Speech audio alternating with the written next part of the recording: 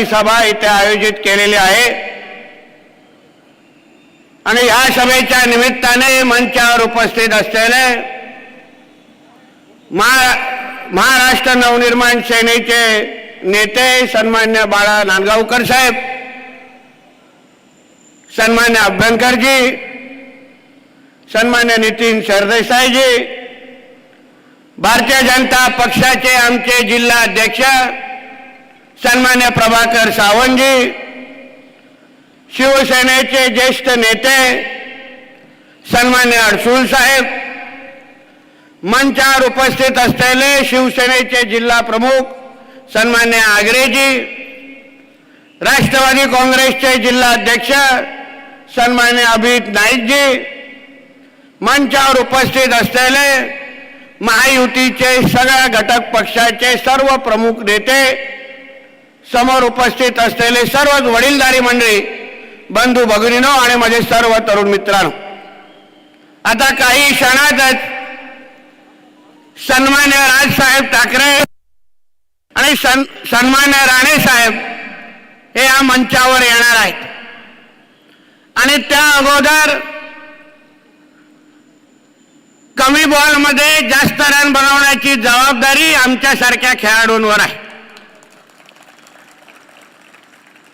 आजची ही सभा प्रचाराच्या निमित्ताने होते.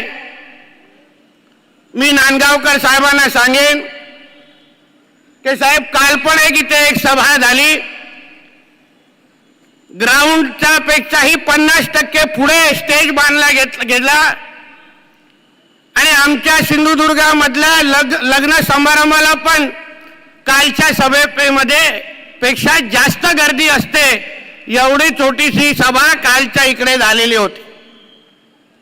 आणि काल बोलत असताना उभाटाचे पक्षप्रमुख इथे आले होते.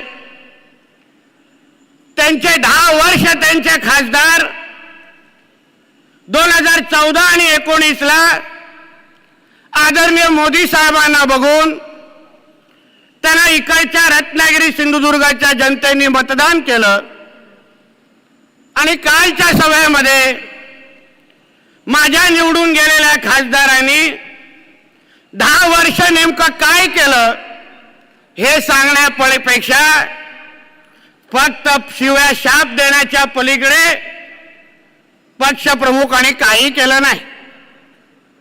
काल म्हटलं की मी कुठलं तरी गाणं ऐकलं सुरुवातीला भाषणाचा, मग आज आम्हालाही या सभा सुरू होण्याच्या अगोदर आम्हाला हे गाणं ऐकायला मिळालं किंवा वाचायला मिळालं की गप रे फावड्या. काल फार पटपट करून गेलेला आहे. उत्तर देण्यासाठी 4 जून नंतर आम्ही सभा घेऊच आणि इंटरेस्ट सकट जे काय बोललेलं आहे सगळं काय परत देण्याची तयारी आमच्यावर आहे, आमची आहे. कारण का हिंदुहृदय सम्राट बाळासाहेब ठाकरेंनी साहेबांनी आम्हाला सांगितलं होतं, आमच्यावर तसे संस्कार टाकले आहेत की अंगावर आला तर शिंगावर निश्चित घ्या, म्हणून तुम्हाला काय आम्ही सोडत नाही. म्हणे राणे साहेबांना गाडण्याची भाषा करत होते की आमचे आडवे आले तर आम्ही गाडू. आता ज्या व्यक्तीला मानेवरचं मच्छर मारता येत नाही आणि ते कसं मारू हे आपल्या पगारी कामगाराला स्वतःच्या इंटरव्ह्यू मध्ये जो माणूस विचारतो, ज्याला उठायला पायावर उठायला 2 माणसं लागतात, तो आम्हा लोकांना गाडण्याची भाषा या सिंधुदुर्गातून करतात. हे आश्चर्य. 2005ची जरा पोटनिवडणूक कदाचित उद्धवजी विसरले असतील. कुठल्या कुठल्या गलीतून उद्धवजींना कसा इकडून पळून लावलेलं हे परत आठवण करायचं असेल, करून द्यायचं असेल तर 4 जून नंतर आवर्जून यावं, मग आम्ही चांगल्या पद्धतीने तुम्हाला आठवण करून देऊ. पण ही निवडणूक आम्हाला विकासाच्या मुद्द्यावर लढवायची आहे.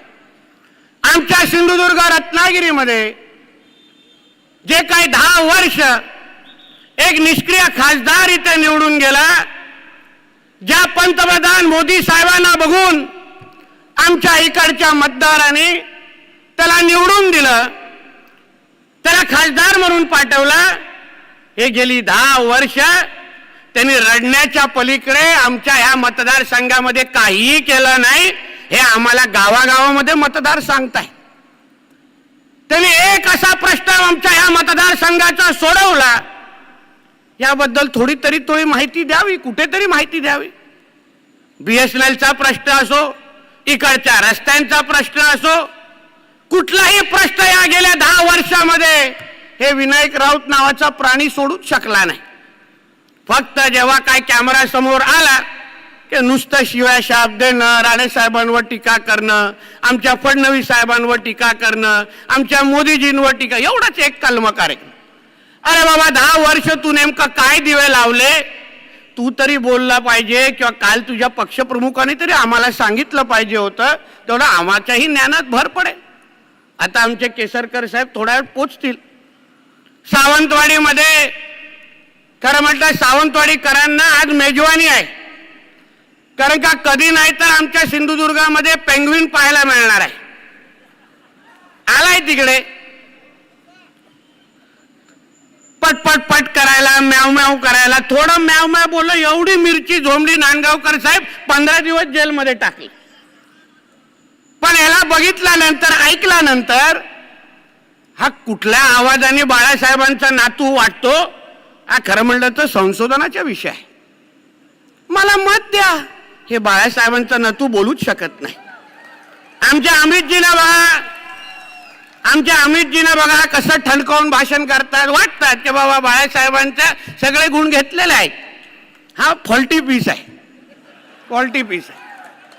चायनीज मॉडेल असतो ना, फोन बाहेरून व्यवस्थित दिसतो, आतमध्ये मशीनच चालत नाही. म्हणून आता सावंतवाडीकरांना प्रश्न पडला असेल की भाषण करणारा तो आहे का ती आहे, हा मोठा प्रश्न पडला असेल. म्हणून उगाच आमच्या सिंधुदुर्ग रत्नागिरीमध्ये येऊन वातावरण खराब करू नका. तुम्ही आमच्या विकासासाठी, आमच्या लोकांच्या आयुष्यामध्ये परिवर्तन आणण्यासाठी तुम्ही नेमकं काय करणार आहात?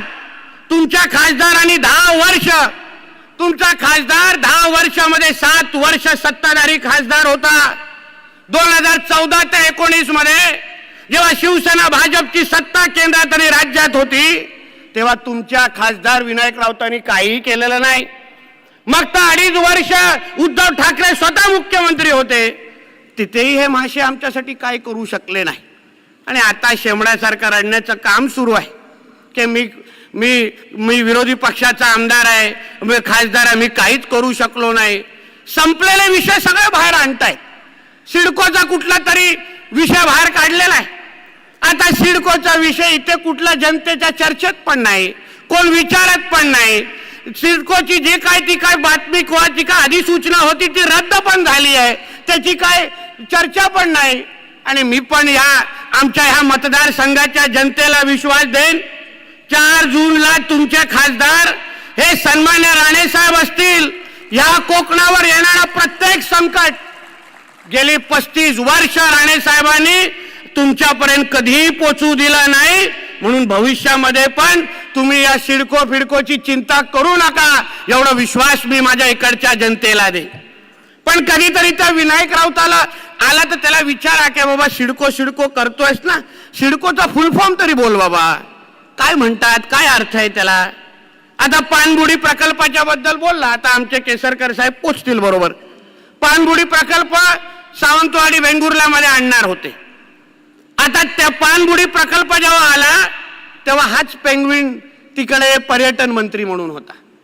पूर्ण दिवस नाईट लाईफच्या नावाने तिथे थेरं करायची, तिथे महिलांवर शोषण करायचं, दिशा सालियान, सुशांत सिंग राजपूत सारखे प्रकरणं बाहेर काढायची, तिथे तोंड काळं करायचं.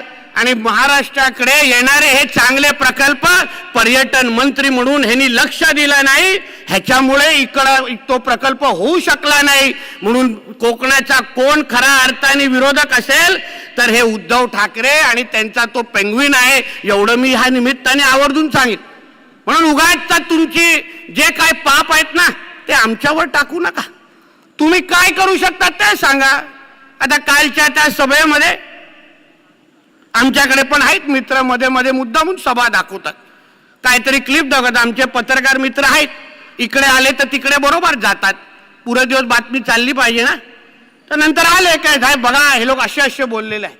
आता मला आश्चर्य असं वाटलं की राम मंदिरासाठी पूर्ण देशातला प्रत्येक हिंदू 500 वर्षापासून ज्याची वाट पाहत होता, त्या राम मंदिराच्या निर्माणासाठी आमच्या राष्ट्रीय स्वयंसंघाचे कार्यकर्ते असो, हिंदू समाजाचा प्रत्येक व्यक्ती असो, राम मंदिरच्या निर्माणाच्या अगोदर प्रत्येक घराघरामध्ये फिरला आणि अक्षता वाटपाचा कार्यक्रम घेतला.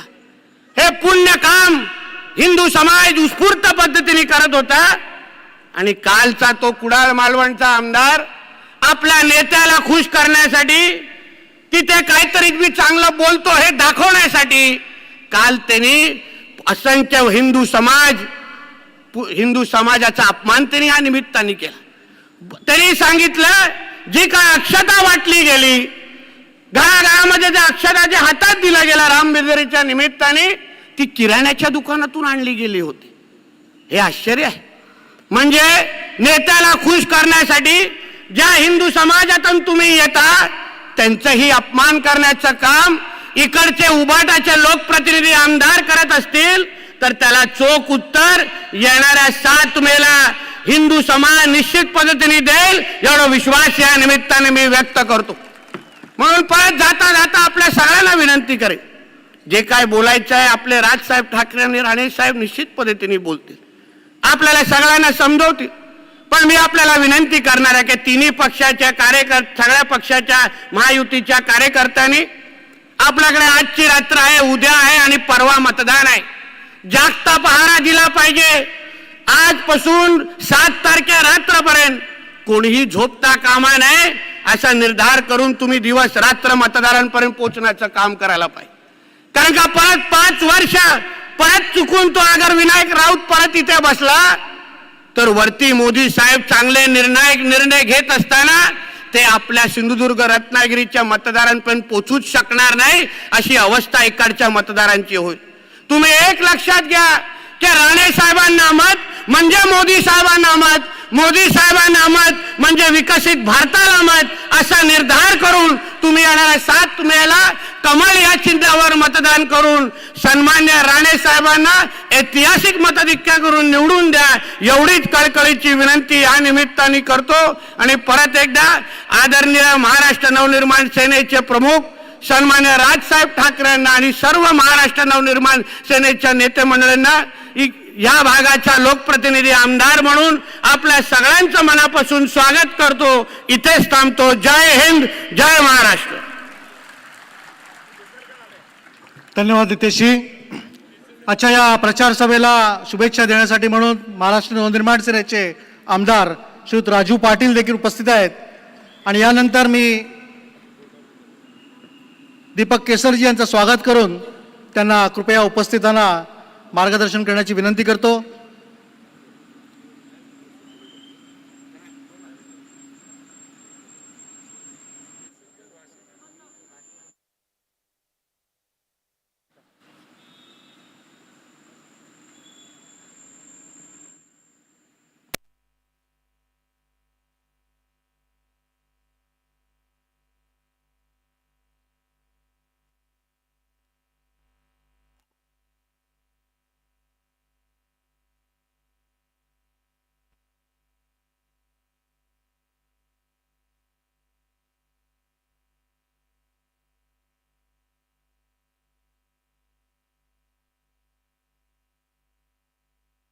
यांना वंदन करतो. हिंदू हृदय सम्राट बाळासाहेब ठाकरे यांना वंदन करतो आणि घटनेचे शिल्पकार बाबासाहेब आंबेडकर यांना वंदन करतो. स्टेजवरील बंधू भगिनी आणि पत्रकार मित्रांनो, ही खरं तर लोकसभेची निवडणूक आहे आणि लोकसभेची निवडणूक ही देशाची निवडणूक असते. देशाच्या पाहिजे, पण प्रत्यक्षात आपल्याला काय दिसतं की इथं येऊन एकामेकाची उणीदिणी काढायची, टोमणे मारायचे, याच्या पलीकडे काहीही कालच्या कणकवलीच्या सभेमध्ये घडलं नाही, ही वस्तुस्थिती आहे. आपला देश कुठल्या परिस्थितीमध्ये होता, आज कुठल्या परिस्थितीमध्ये आहे याची तुम्हा आम्हा सर्वांना जाणीव आहे. एक काळ असा होता की आम्ही ज्यावेळेला परदेशामध्ये जायचो त्यावेळेला गरीब देशाचे नागरिक म्हणून आमच्याकडे बघितलं जायचं. आज एका सन्मानाची वागणूक ही तुम्हा आम्हा सर्वांना मिळते आणि याचं खरं कारण कोण असेल ही वस्तुस्थिती आहे. आणि म्हणून आजची निवडणूक ही भारताच्या स्वाभिमानाची निवडणूक आहे.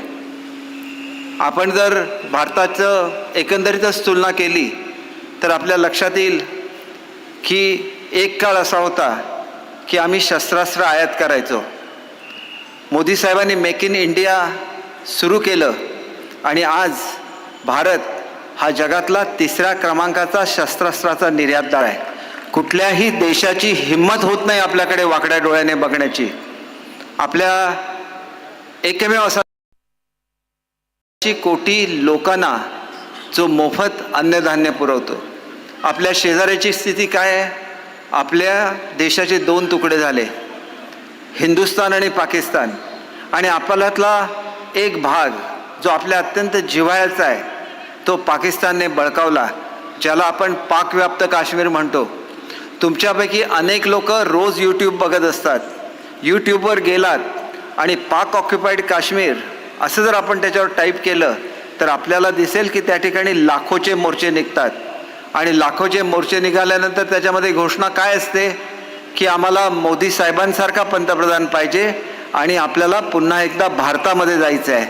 कारण त्यांच्याकडे 200 रुपये किलो गव्हाचं पीठ आहे, त्यांच्याकडे 200 रुपये किलो कांदा आहे, 300 रुपये लिटर पेट्रोल आहे. भारत मात्र मोफत अन्नधान्य आपल्या देशवासियांना पुरवतो. म्हणून अशा पंतप्रधानांचा तुम्हा आम्हाला अभिमान असला पाहिजे. ही देशाची निवडणूक आहे आणि देशाच्या निवडणुकीमध्ये एक असा मंत्री की जो आज देशाच्या पातळीवर 5व्या क्रमांकावर आहे. ज्याला करोनाचं संकट आलं आणि आपली अर्थव्यवस्था कोसळत होती त्याला राणेसाहेबांवर जबाबदारी होती ती अर्थव्यवस्था सांभाळण्याची. 5.5 लाख कोटी रुपये त्यांनी खर्च केले आणि इंडस्ट्रीचं पुन्हा एकदा जाग्यावर आणलं. ही वस्तुस्थिती आहे बांधवांनो. आणि म्हणून पंतप्रधानांनी सुद्धा त्यांचं कौतुक केलं. आपल्याला राजसाहेबांचं इथं आगमन होतं आहे. आपण सर्वच जण त्यांचं भाषण ऐकायला इच्छुक आहात. परंतु मला आपल्याला एकच गोष्ट सांगायची आहे की शेवटी ही लढाई कोकणाच्या स्वाभिमानाची लढाई आहे. कोकणाचा असा एक वाघ की ज्याने कोकणाच्या विकासाला गती दिली आणि तुम्ही आम्ही सगळे कोकणाचे नागरिक आहोत. आपल्या भूमीचा स्वाभिमान राखा, आपल्या सुपुत्राचा स्वाभिमान राखा. आणि ज्या वेळेला बाहेरची लोक येतात आणि आपल्या सुपुत्राचा अपमान करतात त्याला कोकणी जनता आपला कोकणी बाणा निश्चितपणे दाखवून देते. तो कोकणी बाणा आपण सर्वांनी दाखवून द्या अशी आपल्याला मनापासून विनंती करतो. आणि काल जे काही बोललं गेलं त्याचं सविस्तर उत्तर हे आदरणीय राणेसाहेब या ठिकाणी देतीलच.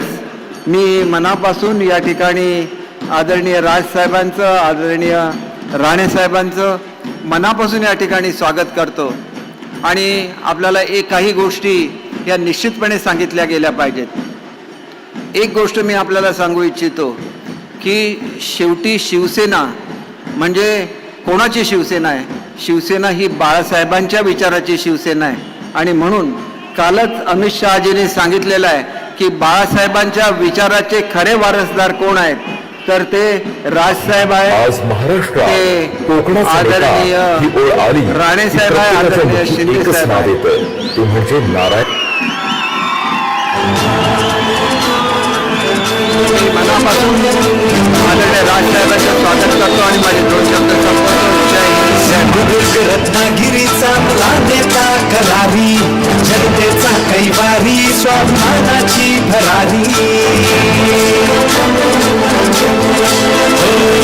सिंधुदुर्ग रत्नागिरीचा मला नेता करारी, जनतेचा कैवारी, स्वाभिमानाची भरारी.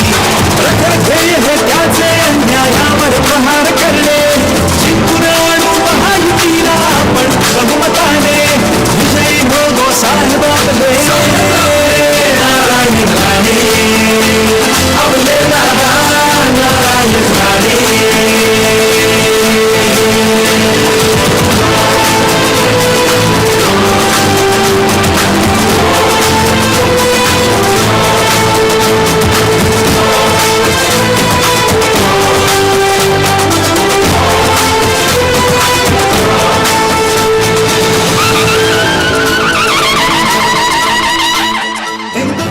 महाराष्ट्र नवनिर्माण सेनेचे संस्थापक अध्यक्ष आदरणीय राजसाहेब ठाकरे यांना विनंती करतो की त्यांनी शिवप्रतिमेस पुष्पहार अर्पण करावा.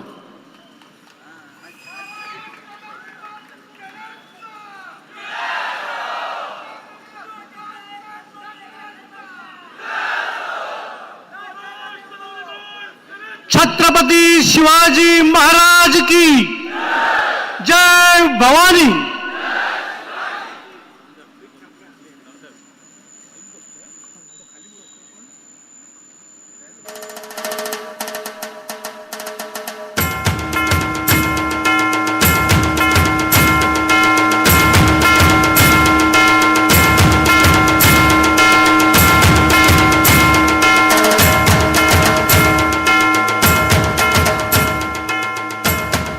मी दीपक केसरजींना विनंती करतो आपण या सभेत संबोधित करावं.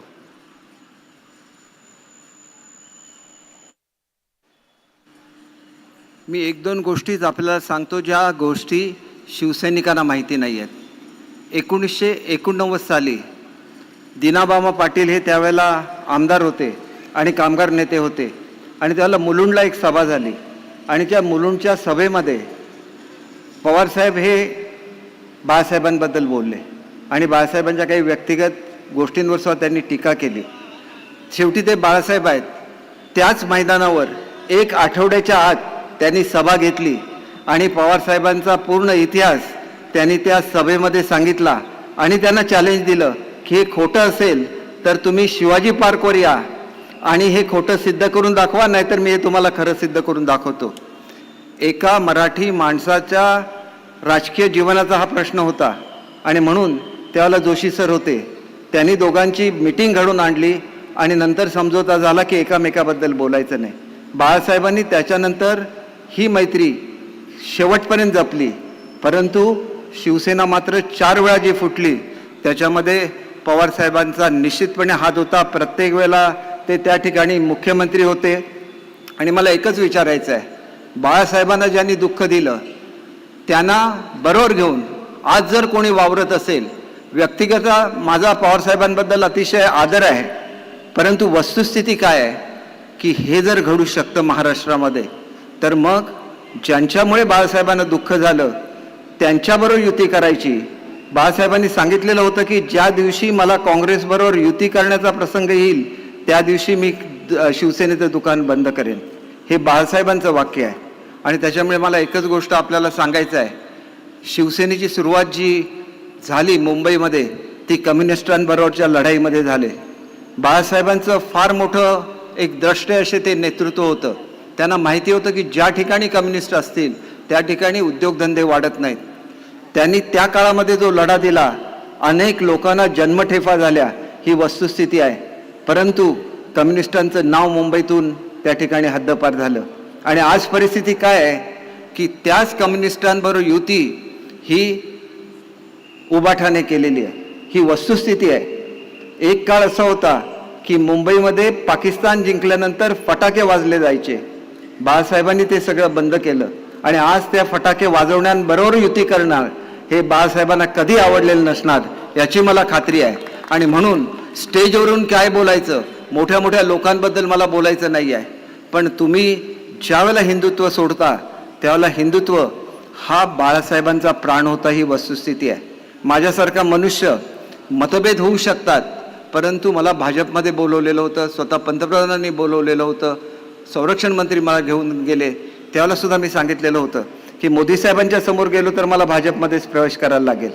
परंतु शिवसेना एक एकमेव असा पक्ष होता की ज्यांनी सर्वसामान्य माणसाला नोकरीची संधी दिली. पेट्रोल पंपावर गेलो तर पेट्रोल घालणारा मनुष्य सुद्धा म्हणतो जय महाराष्ट्र आणि 5 स्टार हॉटेलमध्ये गेलो तर तिथला मॅनेजर सुद्धा म्हणतो जय महाराष्ट्र. आणि हे घडवलं बाळासाहेबांनी. आणि ते बाळासाहेबांचे विचार ज्यावेळेला संपायला लागले त्यावेळेला एका कोकणच्या वाघाने त्या काळामध्ये एक संघर्ष केलेला होता आणि तो संघर्ष सुद्धा कोकणी माणसांनी बघितला. एक काळ असा होता की शिवसेनेमधून जो मनुष्य राजीनामा देतो, जो आमदार राजीनामा देतो तो पुन्हा निवडून येत नाही, अशी एक ख्याती होती. राणेसाहेबांनी 12 आमदारांचे राजीनामे दिले आणि त्याच्यापैकी 11 आमदारांना पुन्हा एकदा निवडून आणलं. ही वस्तुस्थिती आहे. म्हणून आपल्याला कोकणचा स्वाभिमान विसरून चालणार नाही. आपल्याला जे सांगितलं जातं ही वस्तुस्थिती नाही आहे एवढंच मला सांगायचं आहे. कारण जी युती घडली महाराष्ट्रामध्ये ही युती आदरणीय बाळासाहेबांनी घडवलेली होती ही वस्तुस्थिती आहे. आणि म्हणून त्यांची हिंदुत्वाची व्याख्या ही फार व्यापक होती.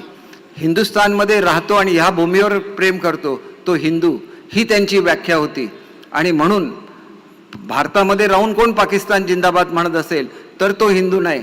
भारतामध्ये राहून जर कोण खलिस्तान जिंदाबाद म्हणत असेल तर तो हिंदू नाही ही त्यांची व्याख्या होती. आपल्याला माहिती आहे की स्वातंत्र्यवीर सावरकरांच्या बद्दल एका केंद्रीय मंत्र्याने उद्गार काढले त्या ठिकाणी. बाळासाहेबांनी कायमस्वरूपी त्याला मुंबई बंद केली ही वस्तुस्थिती आहे. आणि आज परिस्थिती काय आहे की स्वातंत्र्यवीर सावरकरांच्या बद्दल बोलायचं आणि राजपुत्र जाऊन त्यांना मिठी मारतात राहुल गांधींना ही वस्तुस्थिती आहे. आणि म्हणून मला कोणावर टीका करायची नाही आहे. तुम्ही येऊन आमच्यावर टीका केली तर आम्ही त्याचं 100% उत्तर देऊ शकतो. कालच्या सभेमध्ये असं सांगण्यात आलं की काजूचा प्रश्न सोडवला नाही. काजूच्या समितीचा मी स्वतः अध्यक्ष होतो, अर्थराज्यमंत्री होतो. या अहवालाकडे 2.5 वर्षामध्ये तत्कालीन मुख्यमंत्र्यांनी साधं ढुंकून सुद्धा बघितलं नाही. महाराष्ट्रामध्ये बदल झाला आणि पहिल्याच कॅबिनेटमध्ये 1500 कोटी रुपये हे काजू धोरणाला देण्यात आले. त्याच्यापैकी 290 कोटीची भरपाई यावर्षी आपण देतोय आणि पुढच्या वर्षीपासून काजूची खरेदी सुरू करतोय. आणि म्हणून कोणी टीका केली तर त्याच्यावर आपण कृपया विश्वास ठेवू नये अशी विनंती आहे.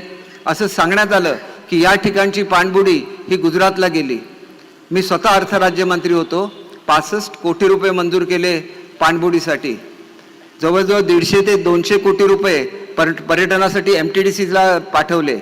कोण होतं पर्यटन मंत्री? आदित्य ठाकरे पर्यटन मंत्री होते. त्यातला 1 रुपया सुद्धा खर्च झाला नाही ही वस्तुस्थिती आहे. आणि म्हणून ही वस्तुस्थिती जनतेला कळलं पाहिजे. एका ठिकाणी असे मंत्री की ज्यांनी भारतामध्ये इंडस्ट्रीज बंद पडत असताना त्या इंडस्ट्रीज उभ्या केल्या. मुख्यमंत्री काळामध्ये रस्ते, पाणी, धरणं सगळं काही आपल्याला दिलं. त्याच्याबरोबर उभं राहायचं की इथं येऊन खोटा आरोप करणाऱ्या लोकांबरोबर उभं राहायचं हा निर्णय हा कोकणातल्या माणसांनी करायचा आहे. म्हणून माझ्या मतदारसंघामध्ये अनेक मीटिंग या लोकांनी येऊन घेतल्या. त्याला लोकांनी त्यांना विचारलं की गेल्या 10 वर्षामध्ये खासदार निधीतून एकही काम केलेलं आम्हाला दाखवा. त्याचं उत्तर ते देऊ शकले नाहीत. केवळ इथं येऊन खोटं काहीतरी बोलायचं आणि दिशाभूल करायची हे कुठंतरी थांबलं पाहिजे. म्हणून 2 शब्द बोललो. मनापासून या ठिकाणी राजसाहेबांचं स्वागत करतो. राणेसाहेबांना मनापासून शुभेच्छा देतो. आणि आपल्याला एक इतिहास घडवायचा आहे. आपली कोकणी बाणा एक राहिलेला आहे. कोकणी एक आपल्या माणसाची संस्कृती राहिलेली आहे. कोकणी मनुष्य कधीही कोणासमोर लाचार होत नाही. आणि जे आरोप आज मंत्र्यांवर केले जात आहेत मी तुम्हाला या स्टेजवर आणि छत्रपती शिवाजी महाराजांच्या साक्षीने सांगतो की महाराष्ट्रामध्ये बदल घडला हा केवळ बाळासाहेबांच्या विचारासाठी घडला. कोणीही एक कफरदिकही यांच्याकडून घेतलेली नाही आहे. इथं यायचं आणि खोके खोके म्हणायचं, दुसऱ्याला गद्दार म्हणायचं, या सगळ्याचं उत्तर आदरणीय राजसाहेब आणि राणेसाहेब तुम्हाला देतील. परंतु कोकणी मनुष्य म्हणून आपण कधीही हे सहन करायची गरज नाही. आम्ही नेहमी तुमच्या हितासाठी भांडलेलो आहोत.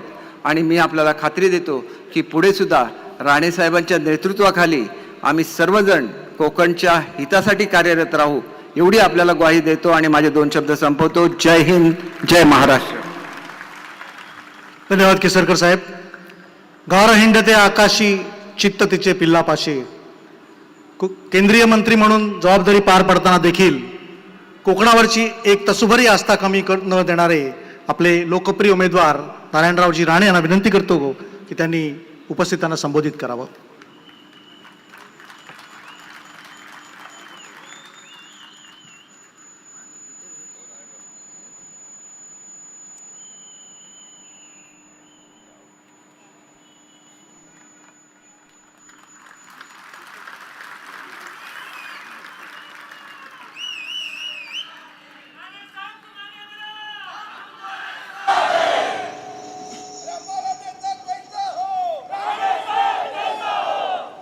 धन्यवाद. आज आपल्याकडे कणकवलीमध्ये नवनिर्माण सेनेचे माननीय अध्यक्ष राजजी ठाकरे आलेले आहेत. त्यांचं मी आपल्या सर्वांच्या वतीने स्वागत करतो. या सभेला उपस्थित माननीय राजजी ठाकरे, सन्माननीय दीपक केसरकरजी शिक्षण मंत्री, सन्माननीय बाळा नांदगावकर, सन्माननीय आमदार नितेश राणे, सन्माननीय आमदार राजू पाटील, माननीय आनंदराव अडसूळ, सन्माननीय नितीन सरदेसाईजी, सन्माननीय अविनाश अभ्यंकर, सन्माननीय प्रभाकर सावंतजी, सन्माननीय ज्ञानेश्वर म्हात्रेजी, सर्व उपस्थित भारतीय जनता पक्ष, नवनिर्माण सेना आणि महायुतीचे मित्र पक्षाचे सर्व पदाधिकारी, बंधू भगिनीनो आणि मित्र आणि पत्रकार मित्र, लोकसभेची निवडणूक अवघ्या 2 दिवसावर येऊन टेपलेली आहे. 7 तारीखला होऊ घातलेल्या या लोकसभेच्या निवडणुकीच्या प्रचारार्थ म्हणून ही आजची सभा आहे. या सभेसाठी माननीय राजजी ठाकरे आलेले आहेत. त्यांना मी आमंत्रण दिलं, एक फोन केला आणि सांगितलं, राजजी आपण कोकणात या. मी पुढे काही बोलण्या अगोदर म्हणाले मी येणार. शब्द द्यावा आणि तो पुरा करावा, त्याला म्हणतात राजजी ठाकरे. आणि म्हणून आज ते आले आहेत. हा जो कोकणातला लोकसभेचा मतदारसंघ आहे, सावंतवाडी ते चिपळूण 300 किलोमीटर अंतर आहे. काल रत्नागिरीमध्ये माननीय अमितजी शाह यांची सभा झाली. त्या सभेमध्ये आपण परत मोदी साहेबांना, नरेंद्र मोदी यांना तिसऱ्यांदा पंतप्रधान का करावं यावर ते बोलले. गेल्या 10 वर्षात 2014 ते आज मितीपर्यंत गेल्या 10 वर्षात माननीय मोदी साहेबांनी या देशासाठी, देशाच्या अर्थव्यवस्थेसाठी, विकसित भारत बनवण्यासाठी, आत्मनिर्भर भारत बनवण्यासाठी जे काम केलं, हे पाहता मोदी साहेब परत तिसऱ्यांदा यावेत आणि भारत महासत्ता बनवण्याचं काम त्यांच्या हातून व्हावं. अमित शाह म्हणाले, यासाठी आपल्याला माननीय नरेंद्र मोदी साहेब पाहिजे. मित्र, मी यापूर्वी म्हणालो, 2014 साली भारत जागतिक अर्थव्यवस्थेमध्ये 11 नंबरवर होता. आज भारत 5व्या क्रमांकावर आहे. 10 वर्षात 5व्या क्रमांकावर आहे. पण त्याच वेळी मोदी साहेब म्हणाले, आता भारत 5व्या क्रमांकावर आहे, पण 2030 साली भारत 3ऱ्या क्रमांकावर जाणार आहे, आम्ही आणणार आहोत. मोदी साहेबांनी या 10 वर्षात एका बाजूला देशाची अर्थव्यवस्था सुधारली, तर दुसऱ्या बाजूला 140 कोटी जनता या देशात आहे, त्यांचं जीवनमान सुधारण्यासाठी त्यांनी प्रयत्न केले. तेवढ्यात 2020ला कोरोना आला. परदेशी अनेक देश कोरोनामुळे तिथे मोठ्या प्रमाणामध्ये मनुष्यहानी झाली. आपल्या देशाही लाखो लोक गेले. आणि त्यावेळेला मोदी साहेबांनी या देशातल्या जनतेला वाचवण्यासाठी भारतातच लस निर्माण केली. भारत परदेशात मिळून 220 कोटी लसीकरण मोदी साहेबांनी करून घेतले. वॅक्सिनही तयार केलं पुण्यामध्ये. मोठ्या प्रमाणामध्ये प्रत्येक राज्याला वॅक्सिन पुरवठा केला आणि देशामध्ये कोरोनाच्या कार्यकाळात जे लोक मोठ्या प्रमाणात मृत्युमुखी पडत होते त्यांना वाचवण्याचं काम आमच्या मोदी साहेबांनी केलं. नवीन औषधं आणली, कोरोनासाठी बनवून घेतली, प्रत्येक राज्याला दिली आणि महाराष्ट्राला पण दिली. त्यावेळेस तुम्हाला माहिती आहे महाराष्ट्राचे मुख्यमंत्री कोण होते, जे काल इथे होते, खास बोलायला आले. त्यावेळेला मोदी साहेबांनी पाठवलेली औषधं टेंडर काढले. गोरगरिबांना औषधं फुकट द्यायला पाहिजे होती, ती दिली नाहीच. उलट प्रत्येक टेंडर मागे 15% कमिशन मागितलं. अनेक टेंडर घेणारे पळून गेले आणि दिलं. त्यांची आता चौकशी चालू आहे. मोदींनी त्याच काळामध्ये उपासमार चालू आहे, कंपन्या बंद आहे, नोकरी धंदे बंद आहे, पगार मिळत नाही आणि म्हणून मोदी साहेबांनी त्याच वेळेला 140 कोटी जनतेपैकी 80 कोटी गरीब जनतेला मोफत धान्य तेव्हा सुरू केलं. आजही सुरू आहे, पुढच्या 5 वर्ष सुरू राहणार आहे. मोदीने एका बाजूला मोफत धान्य तर यांनी कमिशन, हा फरक आहे. बांधवांनो, आज आम्ही सांगतोय अब की बार 400 पार. कशासाठी? मोदी सरकार तिसऱ्यांदा यावं, मोदी तिसऱ्यांदा पंतप्रधान बनावं आणि हा देश प्रगतीकडे जावं. महिलांसाठी किती योजना आणल्या? एकूण 54 योजना मोदीने आतापर्यंत 10 वर्षात जाहीर केल्या. प्रत्येक तालुक्यामध्ये 60% 70% लाभार्थी आहेत. महिलांसाठी किती योजना? मुद्रा योजना आणली. मुद्रा योजनेमध्ये गॅरंटी नाही आणि व्याजही नाही. महिलांची ग्रामीण भागात अडचण शौचालयाची होती. मोदी साहेबांनी किती शौचालय 10 वर्षात दिले? 11 कोटी 72 लाख शौचालय दिले, तर 8 कोटी घरांना नळाने पाणी दिलं. 4.25 कोटी गरिबांना घर नव्हती, छत नाही, पक्की घरं दिली. 4.25 कोटी लोकांना. घरात आजारी माणूस पडला आणि पैसे जर नसेल तर माणूस जगत नाही, हॉस्पिटल नेऊ शकत नाही, घरात पैसा नाही. हे ओळखलं मोदी साहेबांनी आणि एक योजना चालू केली, आयुष्यमान भारत. 5 लाखाची मदत. बांधवनं काय सांगतोय? आम्ही सांगतो आम्ही काय केलं 10 वर्षात. जी दुसरी आघाडी आहे ना, ज्या आघाडीचे लोक नाही ते फिरतायत देशभर, फक्त मोदी साहेबांना शिव्या घालणं. हे सरकार परत निवडून येणार नाही ची हमी देत आहेत, पण मोदीने केलेलं काम आणि कार्य याच्यावर काय बोलत नाही आणि स्वतःचंही काम सांगत नाही. काय केलं? आपल्या राज्यात 2.5 वर्ष शिवसेनेचे मुख्यमंत्री होते उद्धवजी ठाकरे.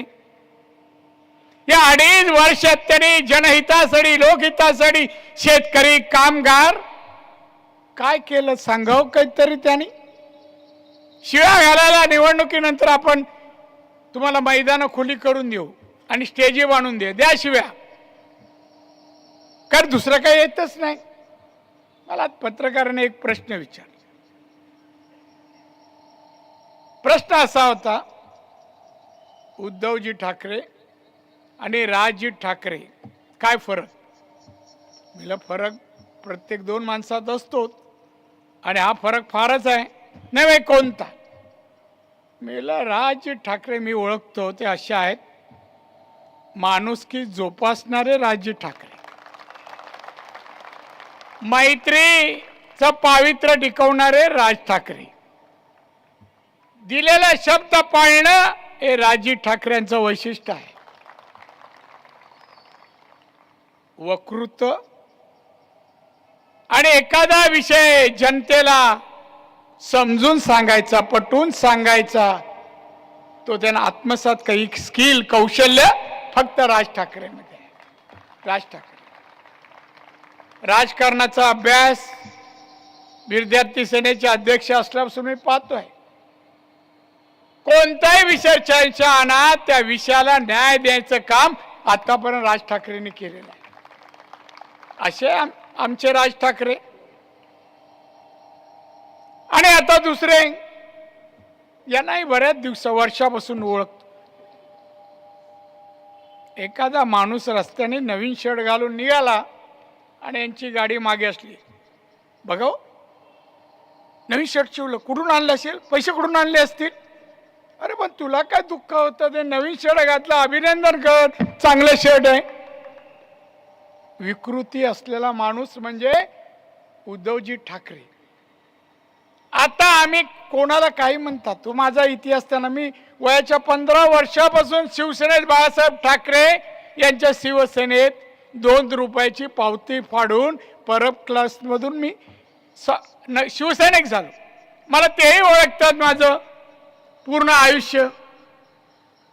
आणि इथे आले काल एक वाक्य बोलले, हो शोभा देत नाही त्यांना. अहो एक माननीय मोदी साहेबांना शिव्या देता, अमित शहाना शिव्या देता. अहो कोणी कोणाबद्दल बोलावं, याला काही मर्यादा आहे, संस्कार आहेत, याची नाही चिंता.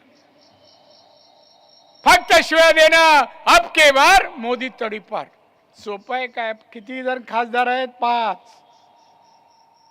5 खासदार आहेत. शरद पवारांकडे किती आहेत? 3. 5 3 8. आणि गावभर फिरतोय ना 1 राहुल गांधी, त्याचे किती आहेत? 50. 58 खासदार. आमच्या आज 303 आहेत आणि आम्ही 400 गाठणार आहे. सत्ता कशी काय येईल?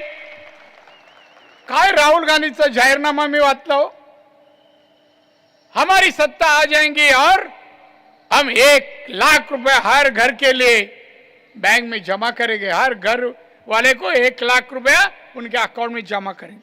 अरे सत्ता आली तर देणार ना, तो पण स्वतःच्या अकाउंट मधून 5 लोकांना तरी दे.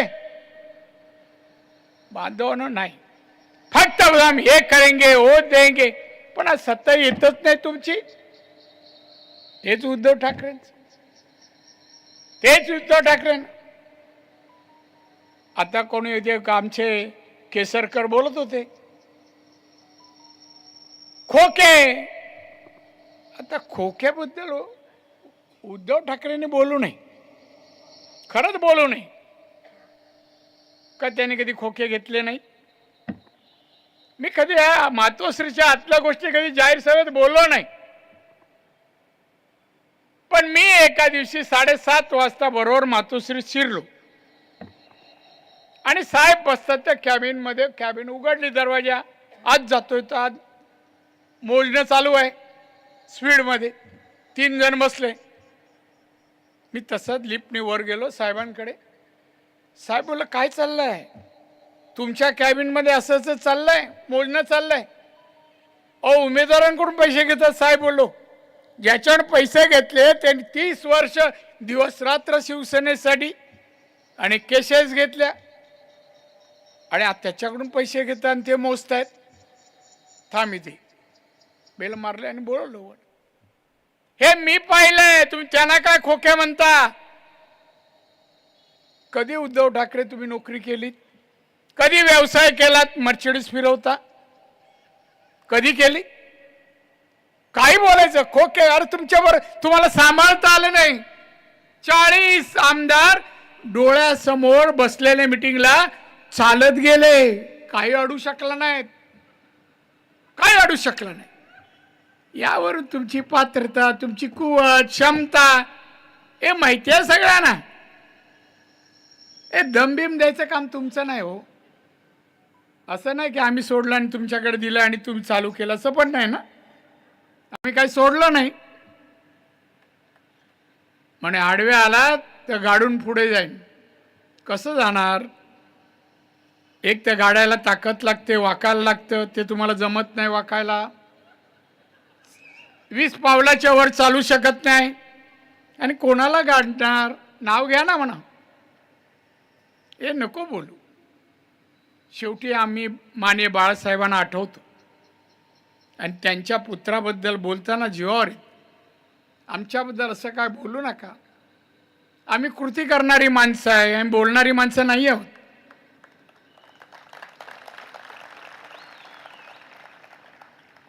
हा सिंधुदुर्ग जिल्ह्यात साहेबांनी मला पाठवलं 90 साली. नारायण जा, तिथल्या लोकांनी तुला मागणी केली, जा तिथे. गेलं साहेब मला ओळखत नाही, कोण, तुला जावं लागेल.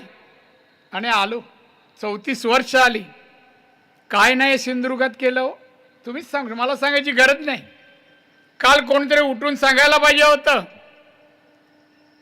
ही जी सगळी धरणं आहेत ना, मोठी, मध्यम आणि लघु, सगळी धरणं मी सुरू केली. पाणी टंचाई सिंधुदुर्गात नाही. अगदी उंच उंच डोंगरावर जे धनगरवाडे आहेत ना, वीज मी पोचवली. एक घर असलं तरी वीज त्याच्या घरात आहे. अंधारात कोण सिंधुदुर्गात नाहीये. रस्ते, वाडी, गाव पण रस्ते डांबरीकरण मी पोचवले. शाळेत शिक्षक नव्हते, शिक्षक असलं तर वर्ग नव्हते. 450 शिक्षक कमी होते. माननीय मनोहर जोशी मुख्यमंत्री होते, त्यांना सांगून स्पेशल केस करून 450 शिक्षक एकाच वेळा भरले. या जिल्ह्याचा विमानतळ असो, मेडिकल कॉलेज असो, 750 बेडचं हॉस्पिटल असो, हा हायवे, 4 पदरी हायवे, समुद्र किनारा पहा, 121 किलोमीटर समुद्र किनारा आहे. आमचे मासेमारी करणारे जाग्यावर मासे विकायचे. आज युरोपमध्ये मासे जातात. एक्सपोर्ट होता मोठ्या प्रमाणात. सिंधुदुर्गामध्ये मोफा बाजूला आलाय. टेक्निकल सेंटर इथे ओरसला काढलं. इंजिनिअरिंग आणि फूड प्रोसेसिंग चे उद्योग इथे यावेत म्हणून त्याचं प्रशिक्षण घेण्यासाठी 200 कोटीचं प्रशिक्षण ट्रेनिंग सेंटर काढलं. दोडामार्गमध्ये आपण मेडिकल हॉस्पिटलला लागणारे यंत्रसामग्री बनवणारे 500 कारखाने, सिंगापूरचे एक इन्व्हेस्टर आहे, आणू पाहतोय, पाहून गेलाय. बांधव पायाभूत सुविधा 100% दिल्या. आता फक्त नोकरीचा प्रश्न सोडवायचा आहे. एक प्रश्न मात्र इथे वारंवार पत्रकार विचारतात, का हो तुमच्या किनारपट्टीमध्ये सिडको जागा संपादित करताय का, ते जागा घेतायत का, सारखा प्रश्न विचार.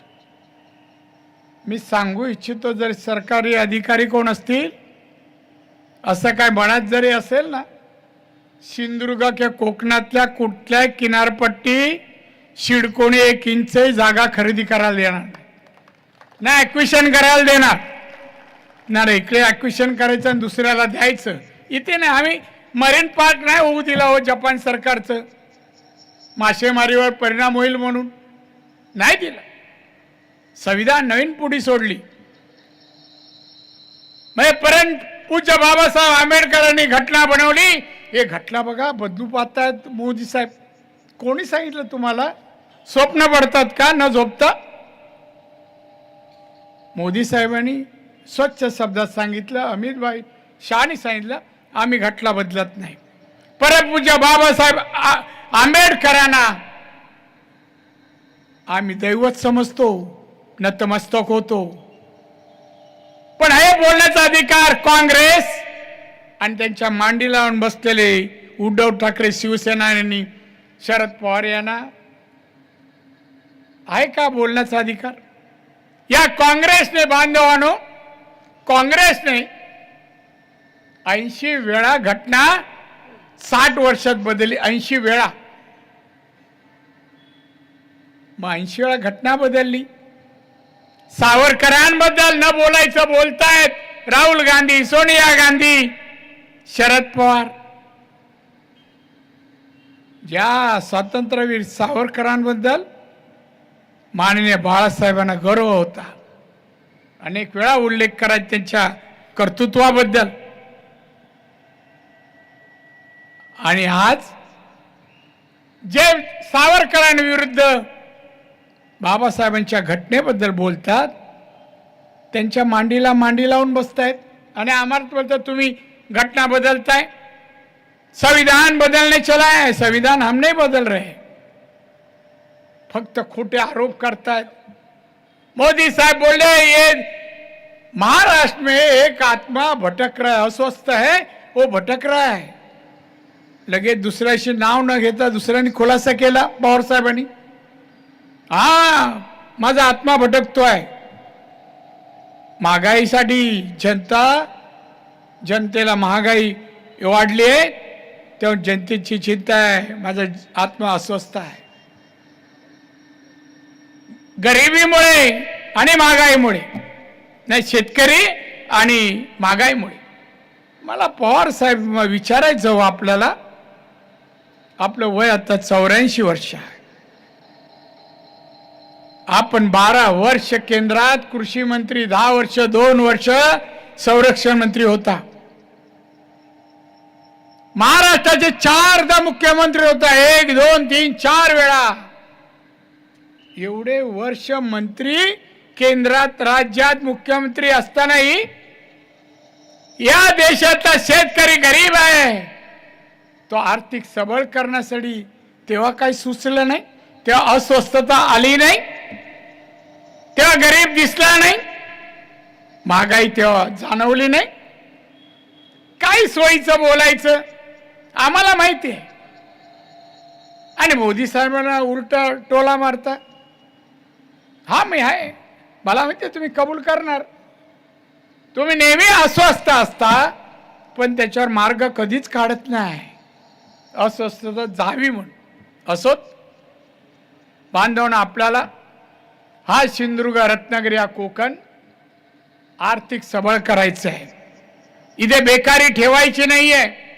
रस्ते, पाणी, वीज, शाळा, आरोग्य, प्रत्येक तालुक्याला इंग्लिश मीडियम शाळा मी दिली आहे, डॉन बॉस्को इथे आणलेला आहे, मेडिकल कॉलेज आहे, इंजिनिअरिंग कॉलेज आहे, 1600 विद्यार्थी इंजिनिअरिंग कॉलेजमध्ये आहे, 450 डॉक्टर बनत आहेत।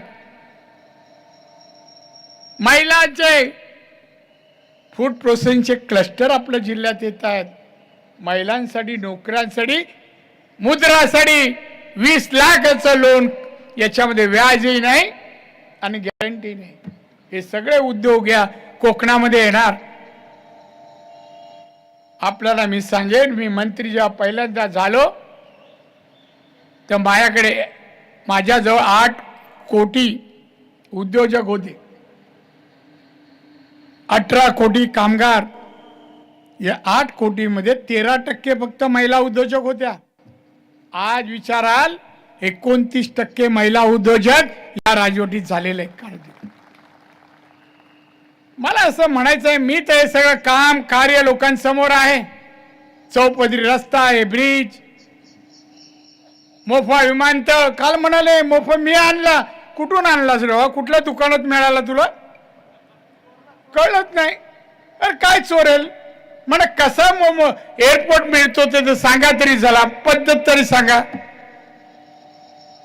प्रफुल्ल पटेल केंद्रात मंत्री होते, त्यांच्याकडे खातं डिपार्टमेंट होतं, मी रेव्हेन्यू मिनिस्टर होतो महाराष्ट्रात। एकदा प्रफुल्ल पटेल माझ्याजवळ आले, राणेजी हे माझं गोंदियाचं काम करा ना, महसूलचं काम होतं। मी बोललो ठीक आहे, मी करतो काम, पण एक गोष्ट आहे, नवीन योजना तुमची येते, नवीन एअरपोर्ट येत आहे, सिंधुदुर्गामध्ये एक एअरपोर्ट द्या, मी तुमचं इकडे काम करतो, तुम्ही माझं काम करा। मला हात मिळाला, राणेजी डन, आणि 1 महिन्यामध्ये त्याने ऑर्डर दिली। तेव्हा हे तिकडे ॲक्विशनला अधिकारी गेले, हा इथला खासदार लुटपुंजा काय मला नाव नाही माहित, तो तिथे झेंडा घेऊन विमानतळाला जागा द्यायची नाही, शेतकऱ्यांची जागा घ्यायची नाही। मला कळलं की आंदोलन चाल, मी गेलो तिथे, पोलिसांना विचारलं काय चाललंय, ॲक्विशन आले ना अधिकारी, मग हे काय कर, नाही ते विरोध 15 माणसं आहे ना, 15 माणसाचा विरोध, बरं गाडीत घाला आणि घेऊन जा। आणि मी तिथे जाऊन फिरलो, प्रभू माया बरोबर होते, सुरेश प्रभू, बरं इथे शेती दिसते हो, सगळा काळा दगड होता, गवतही नव्हतं त्याच्यावर. आणि येऊन तो आणि त्यानंतर एअरपोर्ट टेंडर काढलं, मस्करांना मी दिलं. का मस्करांचे वडील त्यावेळेला PWDची कामं ब्रिजचे वर करायचे माझ्या ओळखीचे, त्यानं ते काम दिलं. टेंडर हे रूपांतर बांधून झाला बांधवानो, आणि बांधून झाल्यानंतर उद्घाटन होतं. मी थोडं 5-7 मिनटं माझं हेलिकॉप्टर लेट आलं, तेवढ्यात हे लोक उभे उद्घाटन करताना अधिकारी बोलले, साहेब राणेजी आ रहे ते रुको. मी आलो, स्टेजवर गेलो. आश्चर्य वाटलं मला. जो माणूस जमिनी संपादकाला विरोध करत होता तो माईक घेऊन येणाऱ्या लोकांचं स्वागत करत होता. मला आश्चर्य वाटलं. उद्धव इकडे बसले, मला डाव्या साईडला नाही, इथे माईक घेऊन उभा. मी माईक ते हातून घेतला. मी म्हणलं, उद्धवजी हा तुमचा खासदार, इथे नवीन प्रकल्प आला का त्याला विरोध करतो, हा तोडफोड करणार आहे, हा 15% 20% घेतो. तोंडावर सांगितलं, इथे बसले ते, आणि ते सांगितलं या कोकणात प्रकल्प येत नाही खासदारामुळे. हा चूप. असं बांधून खोटं बोलतात. एक गोष्ट 2.5 वर्षात या जिल्ह्याला दिली नाही, कोकणाला दिली नाही. आपल्याला सर्वांगीण विकास करायचा. तुम्हाला माझी क्षमता माहिती आहे. कोणत्याही प्रकारे मी या ठिकाणी मोठ्या प्रमाणात औद्योगिकरण करणार. सिडको इथे येऊ देत नाही मी. आणि तुम्हाला एकच सांगेन की कोणाच्या बोलण्यात येऊ नका.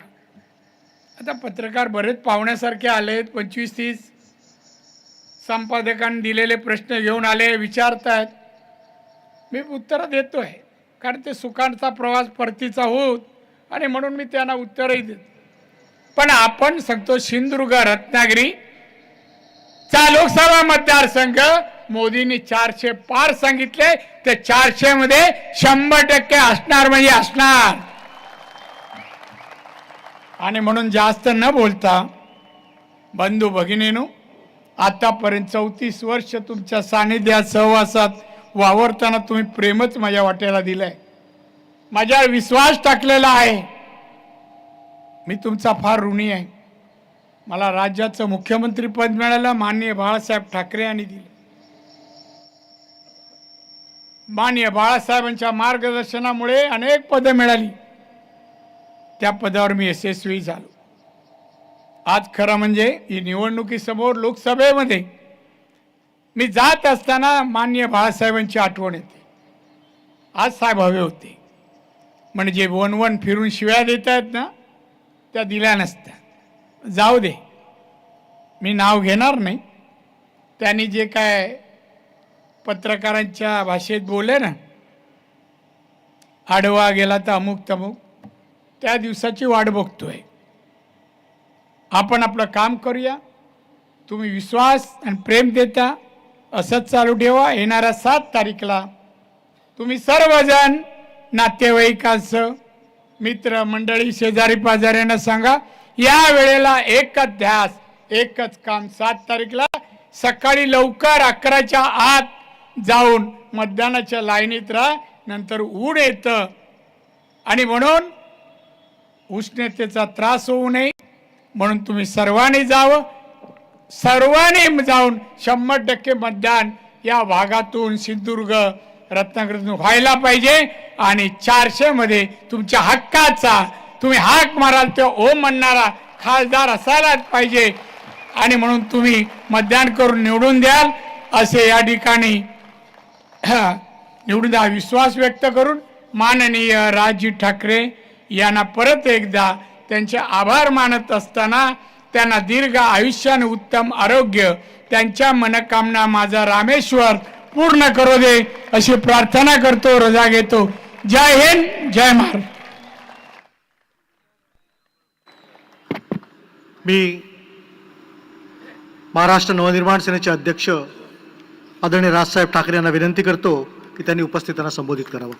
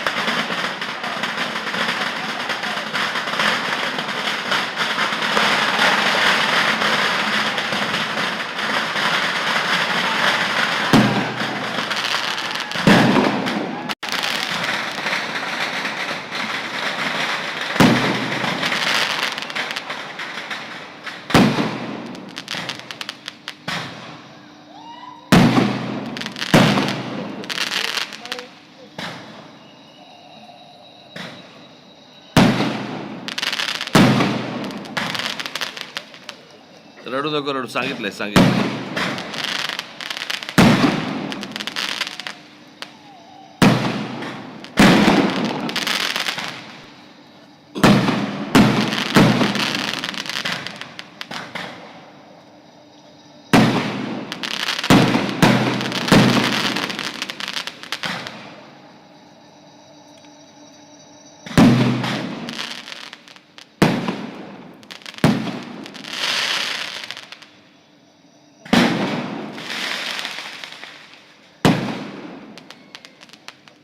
अरे बस कर रे.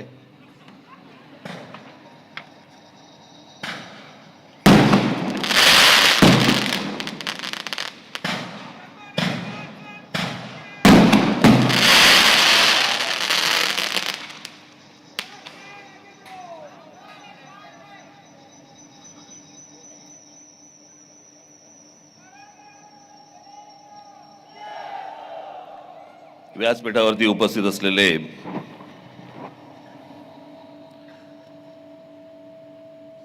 माझे मित्र, माझे जुने सहकारी नारायणराव राणे,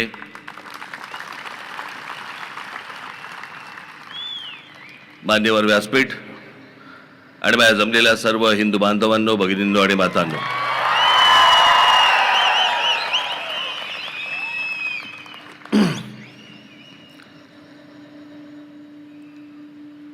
खरं तर त्या दिवशी गुढीपाडव्याच्या मेळाव्यामध्ये मी पाठिंबा जेव्हा जाहीर केला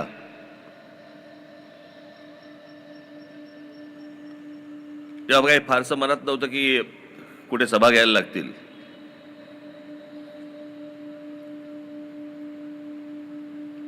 पण नारायणरावांचा फोन आल्यानंतर मी त्याला नाही म्हणू शकत नाही.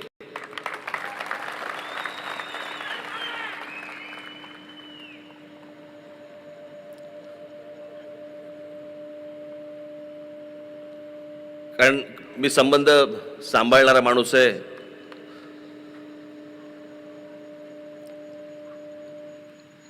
खरं तर नारायणरावांना या प्रचार सभेची किंवा माझी या मतदारसंघामध्ये आवश्यकताच नाही. ते निवडून आलेलेच आहेत. ते मी तुमच्या टाळ्यांसाठी बोलत नाहीये.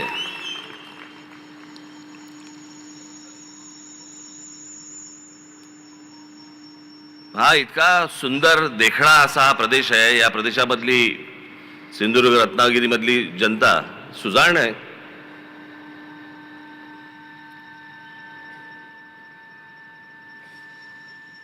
साधी गोष्ट बघा, मी सुजाण अशा अर्थाने बोलतोय की महाराष्ट्र राज्याला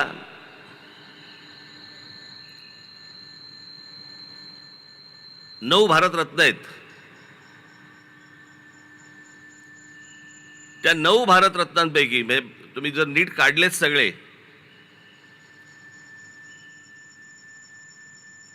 तर त्या 9 भारतरत्नांपैकी जवळपास 7 भारतरत्न हे एकट्या कोकणामधून जातात.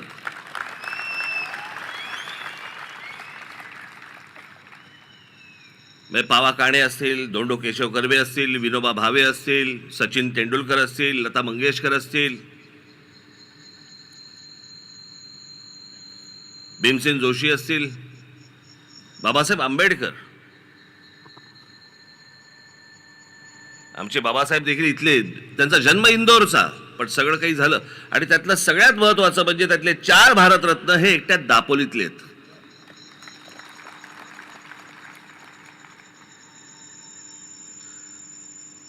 आणि म्हणून मी म्हटलं की सुजाण असा हा मतदारसंघ, कोण आपलं भलं करू शकतं, कोण काय करू शकतं माहिती आहे. आज इथे अनेक पत्रकार बांधव इथे आले आहेत. लांबूनच नमस्कार केलेला बरा, कारण यावेळेला मी ठरवलं होतं की कोणाला मुलाखती फारशा द्यायच्या नाहीत. मुलाखती ज्या द्यायच्या त्या विधानसभेला, त्याच्यामुळे तसे फारसे कोण जवळ यावेळेला आलेच नाहीत माझ्या. पण पाठिंबा जाहीर केल्यानंतरची ही माझी पहिली जाहीर सभा.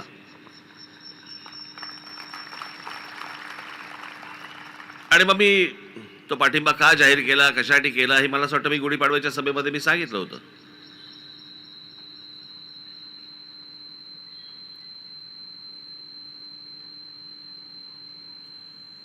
मी तुम्हाला एक गोष्ट सांगतो, मी ना सरळ चालणार आहे असा.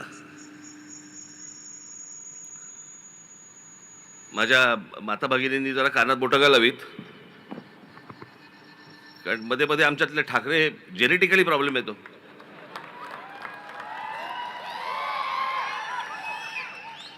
त्याच्यामुळे विचार करताना ना बैलासारखा, बैल जसा मुततो ना तसा विचार नाही करत. बैल चालता चालता मुततो असा असा. मला एखादी गोष्ट समजा पटली तर पटली, मला एखादी गोष्ट जर समजा नाही पटली शेवटपर्यंत नाही पटणार. तसं 2014 ते 2019च्या दरम्यान ज्या काही गोष्टी केंद्र सरकारकडनं झाल्या, नरेंद्र मोदींकडनं झाल्या, काही गोष्टी ज्या झाल्यात मला नाही पसंत पडल्या. ज्या बाबतीत मी 2019च्या सभेमध्ये मी जाहीर त्यांच्या स्क्रीनवरती ते दाखवून पण जाहीर विरोध केला त्या गोष्टीला. काही गोष्टी नाही पटल्या, ज्या आजही नाही पटत मला.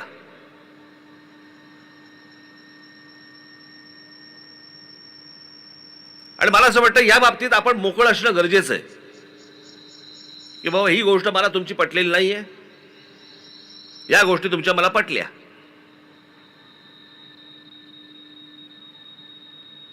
मग ती नोटबंदीची असेल, पुतळ्यांची असेल, अनेक गोष्टींच्या असतील. ज्या गोष्टी नाही पटल्या नाही पटल्या, पण ज्या गोष्टी पटल्या त्याचं जाहीर कौतुक देखील करणारा माणूस मी आहे.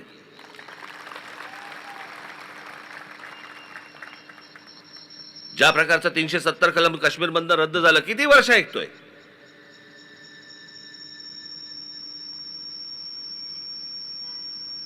जेव्हापासून मला राजकारणाची समज आली, साधारणपणे तो काळ असेल एक 75चा वगैरे काळ असेल, ज्याला समज नसेल नाही म्हणणार मी, उमज म्हणेन मी, उमजलं ज्याला म्हणतो आपण. 75चा काळ असेल, आणीबाणीचा काळ. तेव्हापासून मी जे काही बघतोय किंवा त्याच्या अगोदरचं जे काही मी वाचलंय, 1947 साली ज्यावेळेला हा देश स्वतंत्र झाल्यानंतर पासूनच्या जी मी काही गोष्टी अनेक ज्या वाचल्या आहेत, तेव्हापासून सुरू आहे 370 कलम रद्द करा. आज नरेंद्र मोदींचं सरकार ज्यावेळेला आलं, नरेंद्र मोदींनी त्या काश्मीरमधलं 370 कलम रद्द केलं. 370 कलम रद्द काय होतं की आपल्या देशाचा एक भाग, पण तिथे तुम्ही 1 इंच जमीन विकत घेऊ शकत नाही.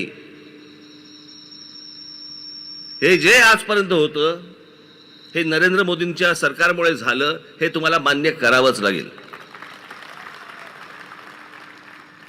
याच्यासाठी किती वेळा मागण्या झाल्या, किती सरकारांनी सांगितल्या गोष्टी की आम्ही करू, कोणी केलं नाही.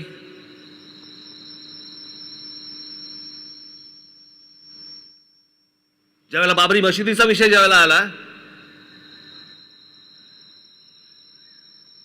आणि ज्यावेळेला देशभरातनं अनेक ठिकाणून ज्यावेळेला कारसेवक ज्यावेळेला तिकडे अयोध्येला गेले, त्यावेळेला ही चॅनल्स नव्हती, फक्त दूरदर्शन होतं.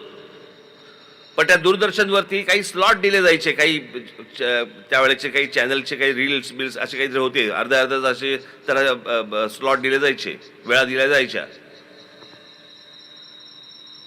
आणि जेव्हा ही माणसं ज्यावेळेला कारसेवक तिकडे गेले, त्यावेळेला तिथे मुलायमसिंग यादवच्या सरकार त्यावेळेला तिकडे होतं. त्या सगळ्या कारसेवकांना, अनेक कारसेवकांना तिकडे गोळ्या घालून ठार मारले आणि त्यांची प्रेतं तिथे त्या शरयू नदीमध्ये फेकून दिली होती. माझ्या डोळ्यासमोर आजही जात नाहीत ती.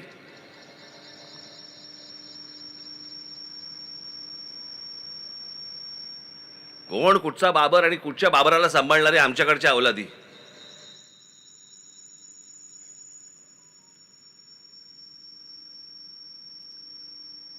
झालं कधी ते, साधारणपणे ती 88-89ची गोष्ट असेल, तेव्हापासूनचे सगळं सुरू आहे.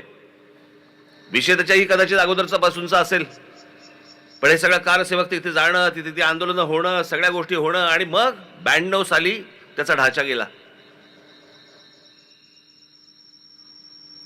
ती पाडली गेली.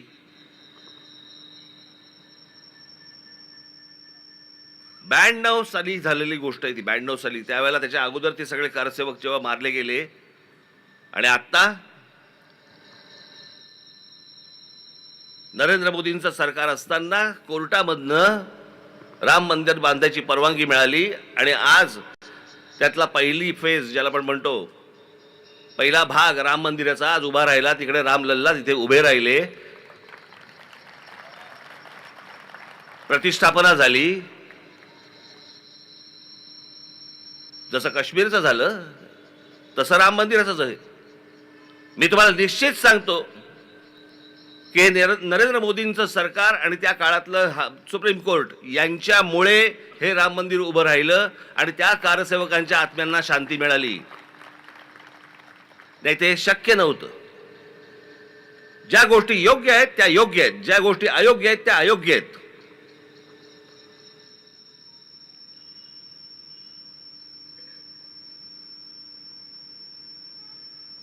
मित्राचीही खरपट्टी काढायला आपण मागे पुढे पाहता कामा नये आणि दुश्मनाची देखील स्तुती करताना मागे पुढे पाहता कामा नये.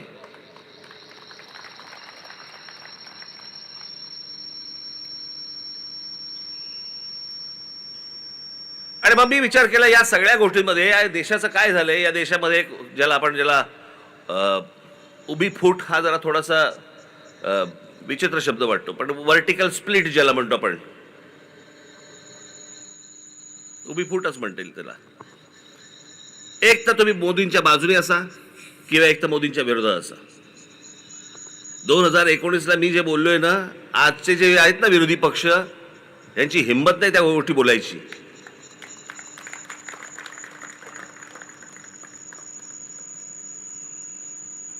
कारण माझा हेतू स्पष्ट होता, माझा उद्देश पूर्णपणे पारदर्शक होता. हे आताच्यांसारखं नाहीये माझं. मला मुख्यमंत्रीपद हवं होतं, मला मुख्यमंत्रीपद दिलं नाही. मला ही गोष्ट हवी होती, मला ती गोष्ट दिली नाही म्हणून मी विरोधात. मी नव्हतो तसा. मला भूमिका नाही पटली म्हणून मी विरोधात केला.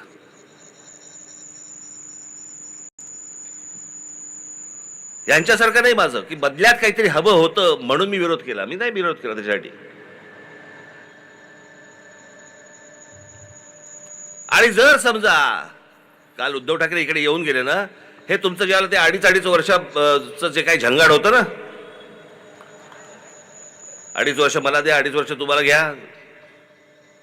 समजा असं पकडूया की त्यावेळेला भारतीय जनता पक्षाने मान्य केले असते तुमची 2.5 वर्ष, आज बोलला असतात का? हे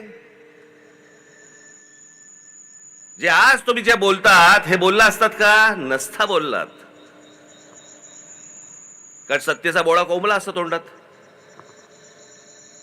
मग आता काय बोलणार? ती गोष्ट हिरावून घेतली म्हणून आग लागली खाली. नाही तर कशाला बोलतायत?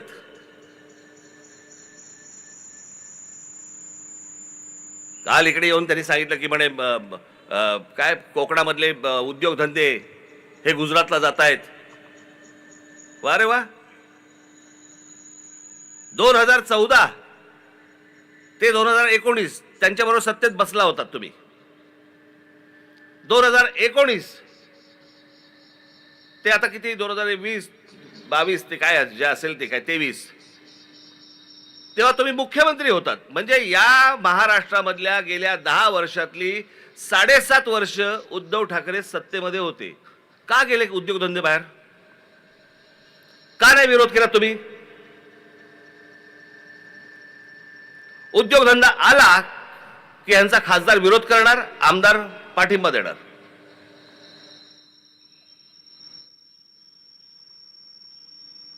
आपण का विरोध करतो ते तरी माहितीये का? माहित नाही.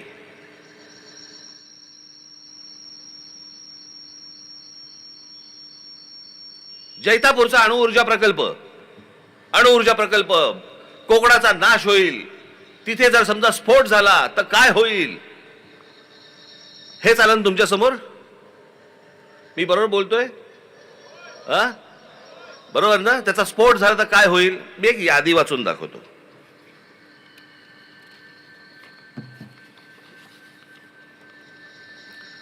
मी जगातलं बोलतच नाही, मी फक्त भारतातलं बोलतोय. आत्ता भारतामध्ये अणुऊर्जा प्रकल्प कुठे कुठे आहेत? काकरापार पॉवर स्टेशन गुजरात, स्थापना 1993. Madras atomic power station Tamil Nadu, स्थापना 1984.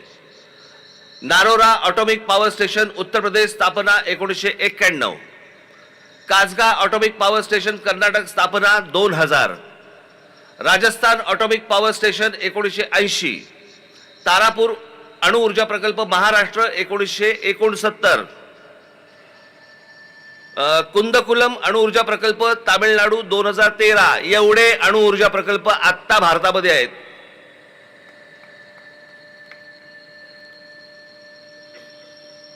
आणि सगळ्यात महत्वाचा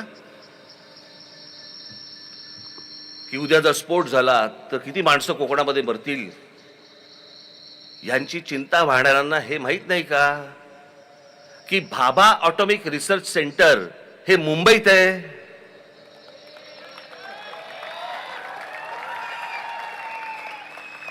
न्यूक्लिअर रिॲक्टर स्फोट झाला तर कसला स्फोट होतो? न्यूक्लिअर रिॲक्टरचा स्फोट होतो.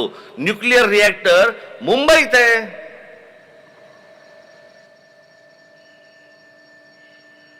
तिथे कधी मला आठवत नाही की बाबा ऑटोमिक रिसर्च सेंटर दूर लोटा, इथून काढून टाका, असं कधी बोललेलं मला आठवत नाही. पण कोकणामध्ये प्रकल्प येऊ द्यायचा नाही. मग पुढचा कुठचा आता आला तो विरोध झाला, तो नाणार. मग यांचा खासदार जाणार नाणारला विरोध करणार आणि मग लोकांना भडकवणार, बागायती शेती जाते बिते वगैरे वगैरे. माझं असं म्हणणे हे सगळं नंतर. नाणारमध्ये जेवढी जमीन आज ॲक्वायर केलेली आहे, लोकांच्या जमिनी घेतलेल्या आहेत, कोणी घेतल्या तो जमिनी? कसा रिकामा झाला आणि नाणार तिकडे होणार? तिथे जमीन आली कुठून? बरं आली तर आली. इथेच फिरत असलेल्या अनेक दलालांनी जमीन लोकांकडनं कमी पैशामध्ये विकत घेतली. मग ह्यांनी नाणारला विरोध केला. मग काय?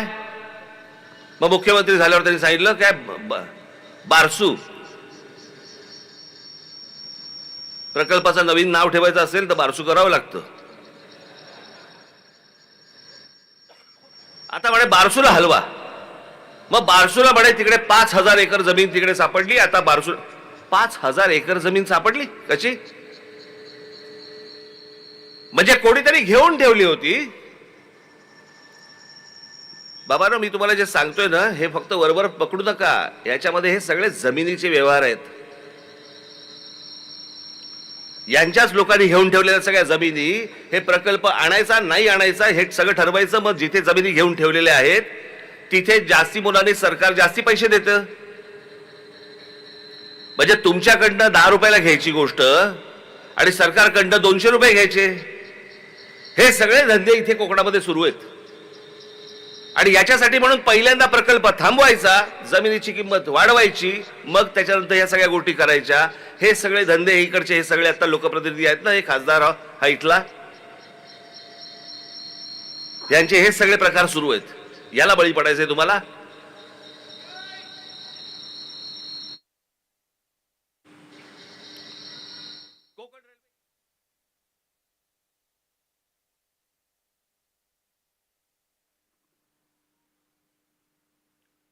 तेव्हा असले हे दलाल वगैरे फिरत नव्हते इथे कोकणामध्ये, म्हणून पटकन झाली कोकण रेल्वे.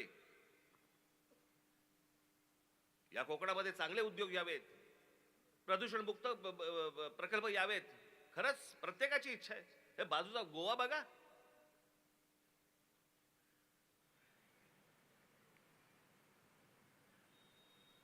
अख्खं जग तिकडे जातं, जग.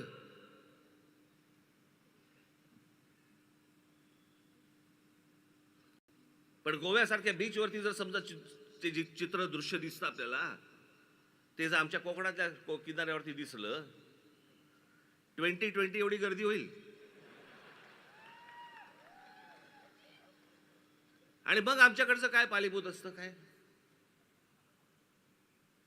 आमची संस्कृती बिघडते, आमची संस्कृती खराब होते. 2 वेळचं अन्न देऊ शकत नाही अशी कोणती संस्कृती हो?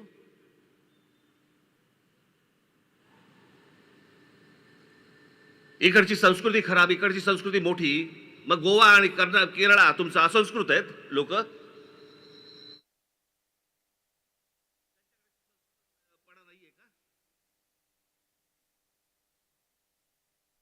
पक्ष स्थापना जेव्हा केली, पक्ष स्थापनेच्या भाषणामध्ये मी एकदा एक उदाहरण दिलं होतं.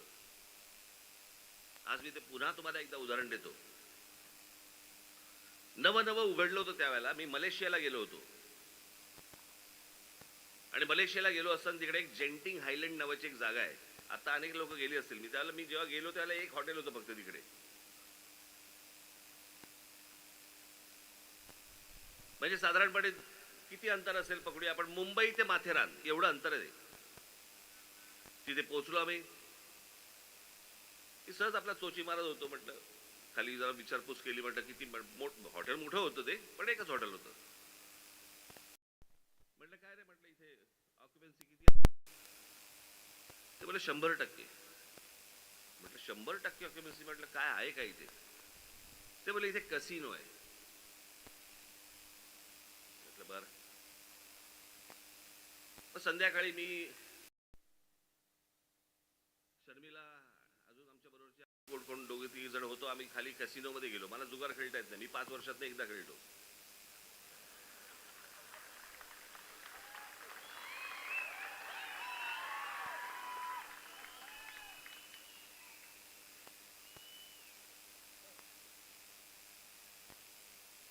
मग तिकडे आतमध्ये गेलो. ते काय ते भिंगऱ्या फिरवत होते सगळे. काय काय काय काय काय काय कोण काय बसले होते काय. 10 मिनिटात मी बाहेर पडलो. म्हटलं बाहेर पडू. बाहेर आलो. तिकडे एक बार होता. म्हणजे काय सांगायला नको ना. आपला तिथे बसलो आणि माझं सहज असं वरती लक्ष गेलं. तिथे एवढी मोठी एक पाटी लिहिली होती. एवढी मोठी पाटी होती त्या बार मध्ये. आणि त्याच्यावरती लिहिलं होतं, मुस्लिम्स आर नॉट अलाउड. मुसलमानांना येथे परवानगी नाही. आता तुम्हाला गंमत सांगतो. मलेशिया हा देश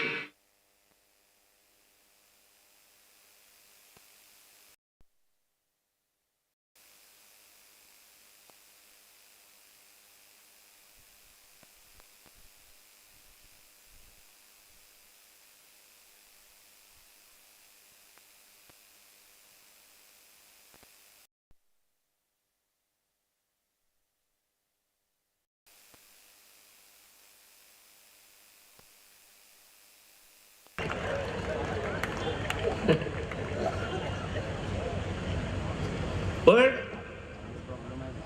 मी त्याला विचारलं, म्हटलं हे कशासाठी? तो बोलला की मुस्लिम धर्मामध्ये दारू पिणं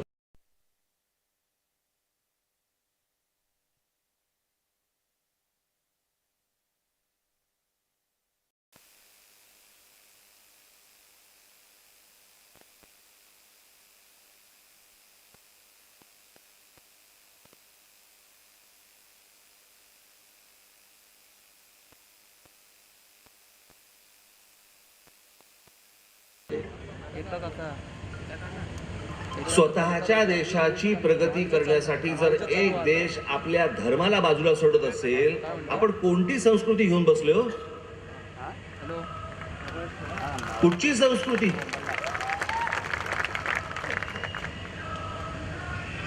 आणि बघ आपला जो काय बाणा म्हणू आपण की बाय इथे आम्ही या गोष्टी होऊ देणार नाही, आम्ही ही गोष्ट होऊ देणार नाही, आम्ही ती गोष्ट होऊ देणार नाही. बाकीची राज्य पुढे चालली आहेत.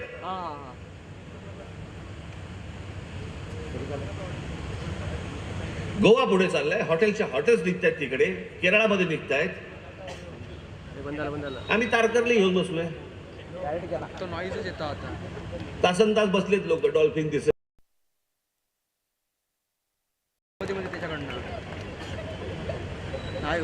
ते ह्याला जातात नाही का, ते जंगलात देतात ना वाघ दाखवायला.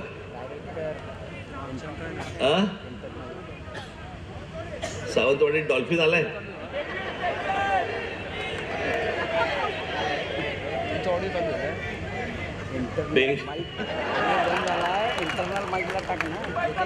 तर मला तुम्हाला सांगण्याचा उद्देश असा की आज सगळ्या बाजूने इतका सुंदर प्रदेश मी तुम्हाला सांगतो.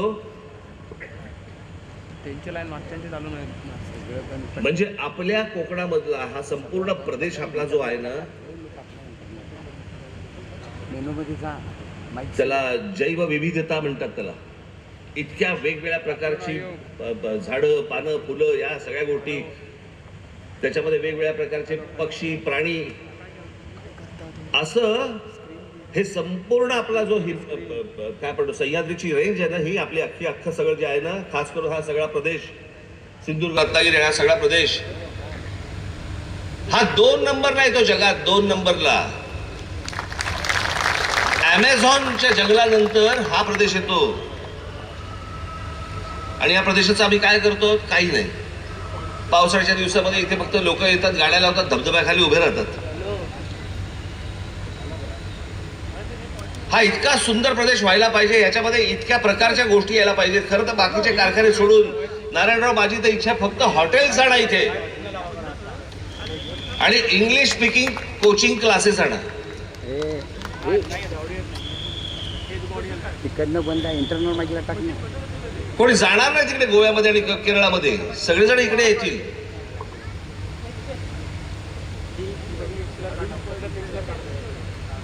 जेवढा वेळ मिळाला, मला अजूनही आठवते नारायणरावांचा 6 महिने मिळाले होते मुख्यमंत्री पदाचे.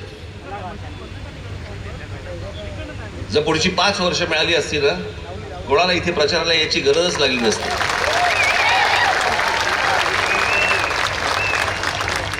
झपाटल्यासारखं काम करणं आणि कामाचा सपाटा लावणं हे काय असतं ना, हे नारायणरावांकडे बघून तुम्हाला कळेल. मी विनाकारण कोणाची स्तुती करण्यातला माणूस नाही मी. मला आजही आठवते, नेहमी बाळासाहेब सांगायचे आम्हाला, आम्ही कधी गप्पा मारत असायचो ना, मला ते सांगायचे, अंतुले नंतर जर कामाचा कोणी जर वाघ बघितला असेल, सपाटा बघितला असेल, बोले आपली नारायणराव.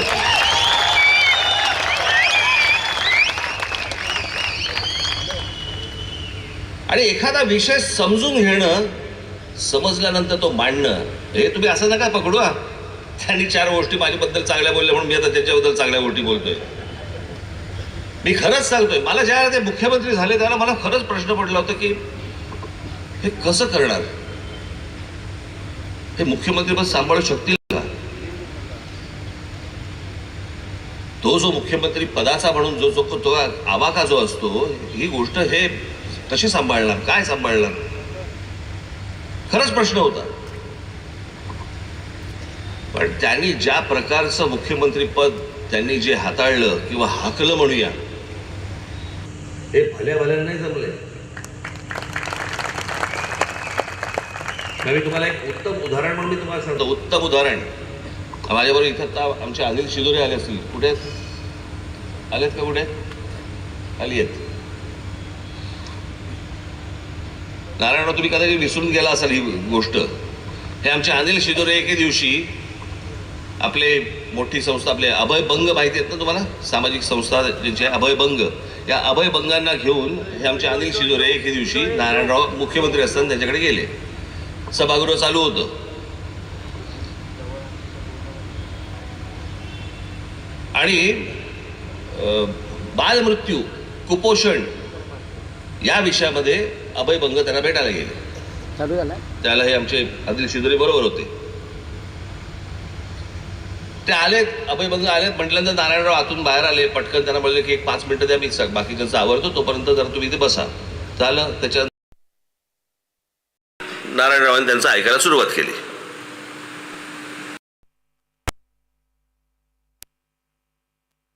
कुपोषित बालक हा विषय अभय बंग नारायणरावांना समजून सांगत होते.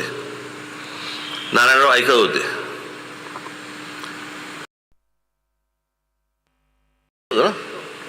विरोधी पक्ष नेते असताना. दुसऱ्या दिवशी नारायणरावांनी सभागृहामध्ये जाऊन जे भाषण केलं, तो जो विषय ज्या प्रकारचा मांडला, यांना शिदोरेंना अभय बंगांनी सांगितलं की म्हणे, मी ते भाषण ऐकताना मला असं वाटलं की हे आपल्या संस्थेचे सभासद आहेत की काय. मी 15 मिनिटं त्यांच्याशी बोललो, पण त्यांनी 1.5 तासाचं तिथे सभागृहामध्ये चिडीचूप, सभागृह अख्खा चिडीचूप. आणि नारायणराव तिकडे त्या कुपोषण या विषयावरती बोलतायत, बालमृत्यू या प्रकरणावरती बोलतायत. एखादा विषय समजून घेणं, त्याची हाताळणी कशी करणं, त्याचं इम्प्लिमेंटेशन कसं, हे ज्या माणसाला माहिती आहे तो माणूस तुमच्या समोर खासदारकीचा उमेदवार म्हणून उभा आहे.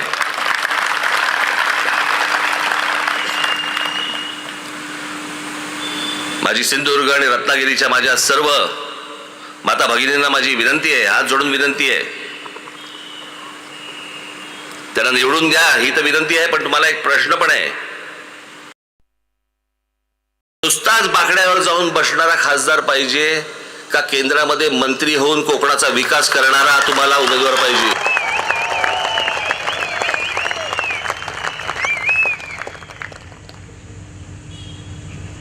उद्या ज्या वेळेला नरेंद्र मोदींचं सरकार पुन्हा ज्या वेळेला तिथे बसेल येईल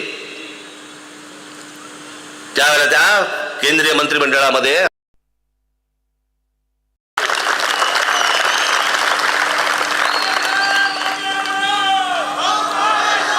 या कोकणा संदर्भातल्या माझे जे काही मत आहेत, माझी जे काही स्वप्न आहेत, मला जे काही म्हणायचं आहे, मी अनेक गोष्टी त्यांच्यापर्यंत पोहोचवणार आणि त्यांच्याकडे गेल्यानंतर हे बाबा रे माझ्याकडनं काम नाही होऊ शकत, असं होऊ शकत नाही, त्यातनं ते मार्ग काढणार, हा झाला त्यांचा स्वभाव. आणि म्हणून मला आपल्याला फक्त कोकणवासियांना, माझ्या माता भगिनींना, बांधवांना मला फक्त एवढंच सांगायचंय की जे कोकणामध्ये आपल्याला आणायचंय, ज्याच्यासाठी म्हणून आपल्याला काही वेळेला कोकण सोडावं लागतं, ती गोष्ट जर समजा उद्या कोकणामध्ये जर आपल्याकडे आली, सिंधुदुर्गामध्ये आली, रत्नागिरीमध्ये आली, आपल्याला कोकण सोडावं लागणार नाही, आपल्याला आपल्या जमिनी विकाव्या लागणार नाहीत, आपल्याला आपल्याच परिवारापासून विभक्त होता येणार नाही, व्हायची गरज लागणार नाही, जे व्हायचंय मिळणार आहे ते सगळं आपल्याला कोकणातच सगळं उभं राहील. आणि यासाठी म्हणून जर समजा तुम्हाला जे काही वाटतंय ते फक्त करू शकणारा माणूस हा फक्त नारायणराव राणे आहे. येत्या 7 तारखेला आपण नारायणरावांना प्रचंड प्रचंड प्रचंड मताने आपण त्यांना विजयी करावं अशी एक आशा अपेक्षा बाळगतो आणि आपण सर्वांची मी रजा घेतो. धन्यवाद. जय हिंद, जय महाराष्ट्र.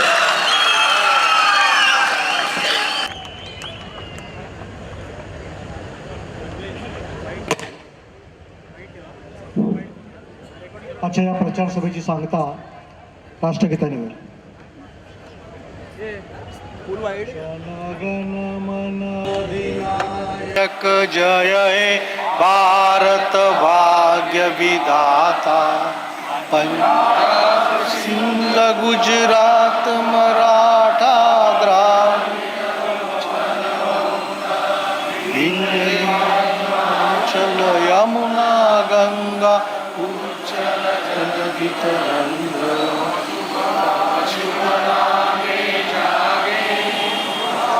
शुभाशिष मागे गाये तव जय गाथा, जनगण मंगलदायक जय हे जय जय हे जय जय भारत माता की